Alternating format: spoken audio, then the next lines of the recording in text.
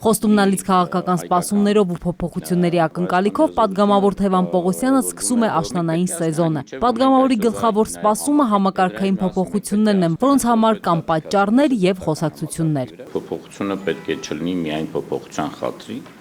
այլ պետք է իրականում կարողանանք ձևավորենք մի համակարգ, որտեղ մեղավորները նաեւ կկրեն բոլոր պատիժները։ Այն իմաստով, որ չդառնա ուղղակի ձևական փոփոխություն արեցինք փոփոխության խաթր։ Ինչպես անցկացրիք ամառը հարցին Թևան Պողոսյանը պատասխանում է Արցախում տեսել ու վստահ է, որ Արցախում չդադարող պատերազմից ու հատկապես ապրիլյան սրացումներից հետո դասեր քաղել են։ Փոփոխությունները շատ են։ Արցախում իսկապես դասերը ոչ միայն ընկալել են, այլ նաև քաղել են եւ այսօր դրությամբ ամբողջ Արցախում տեղի են ունենում այնպիսի աշխատանքներ, որոնք ապագայում թույլ կտան ոչ միայն նման իրավիճակներ չկրկնվելու, այլ դրա հետ միասին վստահությամբ պետք է ասեմ, մենք ունենք նոր մտածելակերպ, նոր մոտեցում